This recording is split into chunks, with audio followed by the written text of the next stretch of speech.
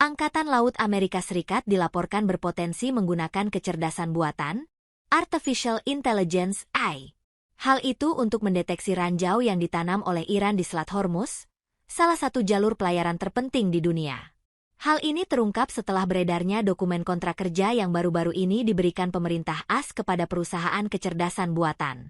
Operasi pembersihan ranjau bawah laut bisa memakan waktu berbulan-bulan meskipun gencatan senjata yang rapuh antara Amerika Serikat dan Iran setelah perang yang berlangsung selama beberapa minggu.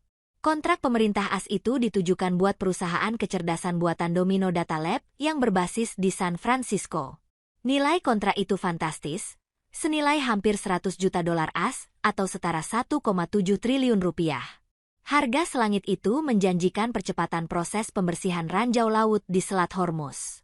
Melalui program yang dapat melatih kapal selam tanpa awak untuk mengidentifikasi jenis ranjau baru dalam hitungan hari. Thomas Robinson, manajer operasional perusahaan tersebut, mengatakan kepada Reuters dalam sebuah wawancara, sebelumnya, tugas mendeteksi dan menyingkirkan ranjau adalah tanggung jawab kapal, tetapi sekarang telah menjadi tanggung jawab kecerdasan buatan. Dengan program AI tersebut, deteksi ranjau bawah air akan dilakukan lebih cepat, lebih akurat, dan kurang bergantung pada pelaut manusia.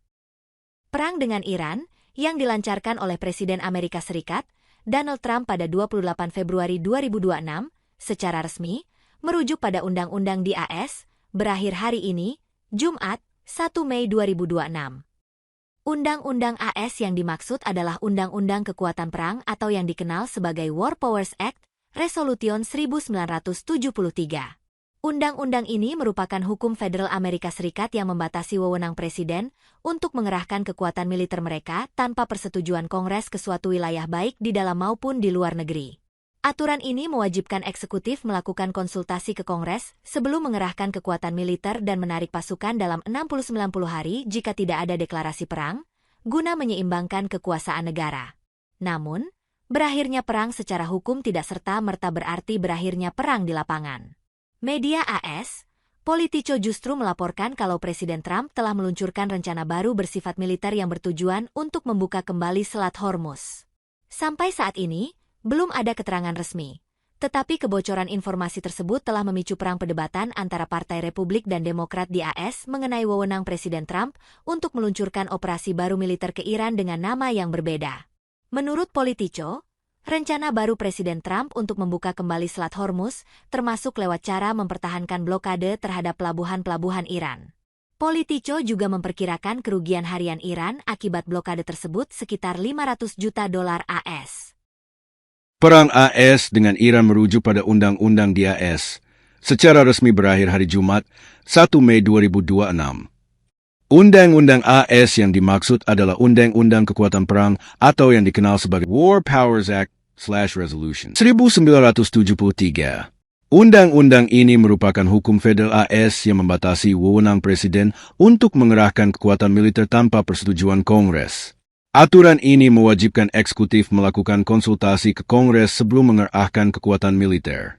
Selanjutnya menarik pasukan dalam 60-90 hari jika tidak ada deklarasi perang, guna menyeimbangkan kekuasaan negara. Namun, berakhirnya perang secara hukum tidak serta-merta berarti berakhirnya perang di lapangan. Media AS, Politico justru melaporkan Presiden Trump telah meluncurkan rencana baru bersifat militer yang bertujuan untuk membuka kembali Selat Hormuz. Belum ada keterangan resmi, tetapi kebocoran informasi tersebut telah memicu perang perdebatan antara Partai Republik dan Demokrat di AS. Sementara itu, dua pejabat AS mengatakan bahwa Trump menerima pengarahan rencana militer baru terhadap Iran. Kedua pejabat tersebut menjelaskan bahwa Komandan Komando Pusat AS, Brad Cooper, dan Ketua Kepala Staf Gabungan memberi pengarahan. Di tengah kontroversi ini, Trump mengatakan bahwa ia tidak menyebut konfrontasi dengan Iran sebagai perang, melainkan sebagai operasi militer. Dalam sebuah wawancara dengan Newsmax, Trump menegaskan bahwa negaranya telah menang di Iran, tetapi ingin menang dengan jaminan Teheran tidak akan pernah memiliki senjata nuklir.